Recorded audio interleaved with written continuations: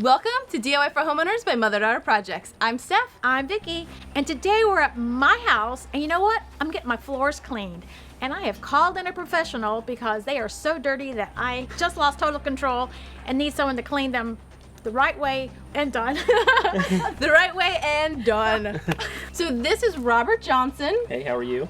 Doing good, doing good. So he is actually the owner, right? Mm-hmm. Yes, the owner of Silver Lining Carpet Care and Restoration. And this is a local Tallahassee and surrounding area company, and he does carpet, he does all of these things, which is nice because you can read it on his truck. But since we have him here, we thought we're gonna ask some questions, because if you have a professional, you gotta absorb all the information. So can we ask you some Absolutely. stuff? Awesome. Before we ask our questions, let's take a quick look at the first job we hired Robert for. There's nothing in this house because the owners have moved out and it's on the market. One sticking point for potential buyers has been the older carpet, so we wanted to see if cleaning would improve it enough without requiring putting in new carpet. And spoiler alert, the carpet looked great afterwards, and we are so pleased, and that's why we hired him to come to Mom's house.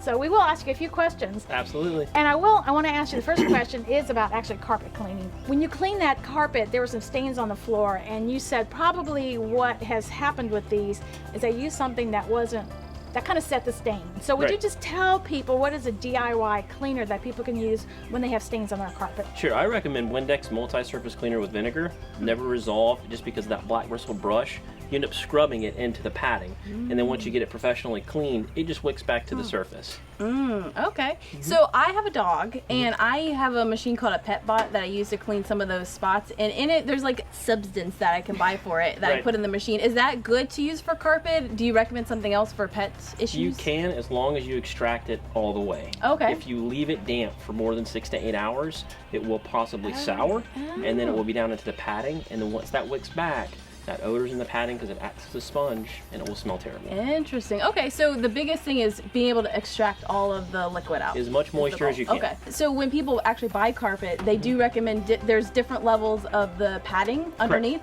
Do you recommend one or the other, or does that matter? I love the Puppy Pad. I believe that Home Depot does offer that as an option. It basically is a barrier, so it doesn't seep from the top filings of the carpet all the way to the padding, so therefore it doesn't absorb. So you think spend money on a quality pad underneath the carpet? Absolutely. Yeah. Okay. Most definitely. Okay, so it's the moisture seal that you put down. Okay. Now, I've called you in as a professional to clean this tile, and I've had this tile for 8 years. And the thing I like about the tile is the thing that makes it so hard to clean. It's got a lot of texture to it, and I literally cannot clean it anymore. So I'm getting it done, so maybe once it's done, I can keep a handle on it. My question is to you, is renting a machine a viable option to deep clean tile?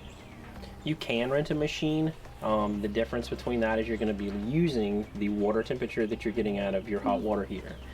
These vans typically produce, I believe this one goes up to about 250 degrees. Then after that, you're looking at around 18 and 19 pounds per square inch of vacuum, which is what we're extracting with. And so it's the same as conventional mopping. So it's using, the pressure from the truck at around 1,000 to 1,200 psi, the temperature from the truck, which goes through a heat exchanger, and then the vacuum. So there's a difference between, what you can buy or rent, and then what you can do yourself, or just calling a professional and having it done that way. Yep. So what I'm hearing is it's really not an efficient way to clean your floors. And the other thing that I learned since talking with you is the grout in there is very dirty. And this fact surprised me. This tile has been down 8 years. Your recommendation is that it needs to be sealed every 2 years. 2 to 3 years, depending on the traffic. So I am way overdue for sealing that grout. And you did, and we will talk about sealing it, because you did give us some great tips for doing that. So this is not just a regular truck. This is actually the tool that you use is inside this truck. That's correct. And so would you say the kind of the secret to the professional version of cleaning is, you said, the heat that you can get? And also the chemical.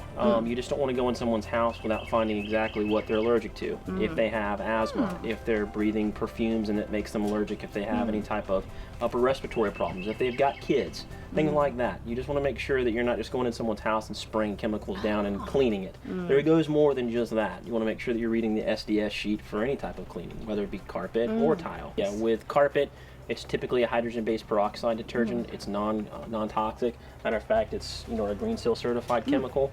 And so basically it doesn't have any perfume smells, but it also has optical brighteners in it as well, so therefore it does bring back that pH level back, which is normally a 6. A lot of customers ask, when can we walk on the carpet? That's You know, they want to know, when can we walk on the carpet? And I say, typically you can walk on it as soon as I'm done, as long as it's bare feet. No socks, no shoes. Typically takes 6 to 8 hours to dry. No outside air. So you want to have inside air only. no outside air. Because we're cleaning with steam.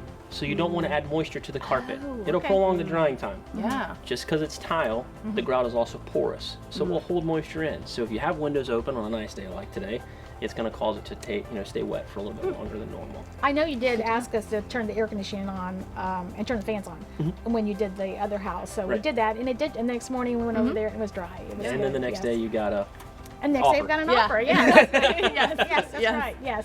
Now, I want to tell you, if you're in the Tallahassee area, that's where Robert is based, and he actually does work in the surrounding area. And he has a Facebook page, and we'll put a link to that where you can go and sign up. And he's runs a little contest where for every 100 likes, he will give away 1 free carpet cleaning. The reason we know this is because I happen to like his page, and I was the how many? 400th. I was the 400th person. So he will be coming to my house in a little bit, and we will have him cleaning my carpets, and we'll see how dirty it is with having a dog. Can imagine. Well, if you have any more questions for Robert, let us know in the comments below. We will be able to get in contact with him and ask him those, and we'll be able to answer them in a follow-up video and on other places. Wherever we need to, we will do that. So thank you so much. Thank you. And get to work. Yes, ma'am. Yeah. Okay. Yes, ma'am. Okay. Absolutely. Well, I think I should tell my story about Robert. Okay, you have a Robert story? I have a Robert story. Robert's had his business about 6 months now, right? Yep. And I actually saw it on Facebook where someone I knew on Facebook was recommending him. So I thought, oh, that sounds really good. If this guy likes him, I think I want to try using his business. So we are at the Home Depot, and I see his truck. Shocker. And I said, Steph, that's that guy that I want to use to do the tile cleaning.